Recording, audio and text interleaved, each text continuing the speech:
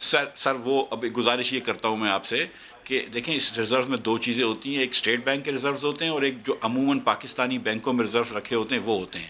State bank نے کیونکہ بہت لمبا سواپ کرا ہوا ہے کہ شارٹ ٹرم بوروئنگ کریے، شبلی صاحب بینکر ہیں مجھ سے بہتر سمجھتے ہیں کہ جو ریزرو بینک جو بینکوں میں پاکستانیوں نے ڈالر رکھے ہوئے ان کو بھی اپنے ریزرو میں کاؤنٹ کرتے ہیں اور پھر اس کو پاکستان کے ریزرو میں بھی کاؤنٹ کرتے ہیں، تو ڈبل کاؤنٹنگ ہو رہی ہے۔ کب نہیں لیکن ہوا؟ بہرحال مطلب اس بات کو چھوڑ دیں، یہ رک جائیں، نہیں یہ ایک بڑی خطرناک بات کہہ رہے ہیں۔ سر ڈبل نہیں میں آپ سے یہ پہلے سن لوں مفتاح صاحب سے، پھر میں آپ سے وضاحت چاہوں گا۔ مفتاح صاحب آپ نے مجھے یہ بات کہی، میں آپ سے دوبارہ وضاحت سے پوچھ رہا ہوں۔ آپ کہہ رہے ہیں کہ جو پرائیویٹ کمرشل بینکوں کے پاس FE25 ڈپازٹس جو پاکستانیوں کا پیسہ پڑا ہوا ہے، اسٹیٹ بینک اسے بورو کرتا ہے، سواپ کر لیتا ہے روپے کے ساتھ ان سے، فارورڈ سواپس کہتے ہیں، اور پھر وہ پرائیویٹ بینکوں میں بھی ظاہر ہوتا ہے اور اسٹیٹ بینک کے ریزروز میں بھی ظاہر ہوتا ہے۔ دس از ناٹ پاسبل، یہ آپ کیسے کہہ رہے ہیں؟ میں کہہ رہا ہوں کہ ایک ڈالر کو دو جگہ ظاہر نہ کرو، وہ کہہ رہا ہوں۔ دیکھیں میری بات سنیں ندیم بھائی، سر یہ تو فراڈ ہے جو آپ کہہ رہے ہیں، یہ فراڈ ہو رہا ہوگا اگر آپ یہ کہہ رہے ہیں تو۔ آپ مفتاح صاحب ذمہ داری سے بات بتا رہے ہیں؟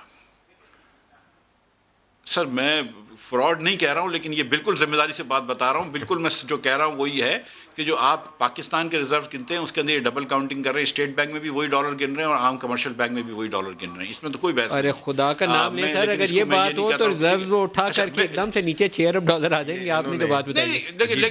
لیکن ہم دیکھیں میں ایک اچھی بات کرنا چاہ رہا ہوں۔ دیکھیں اس میں کوئی ڈاؤٹ نہیں ہے کہ لارج اسکیل مینوفیکچرنگ اچھا نمبر آیا ہے۔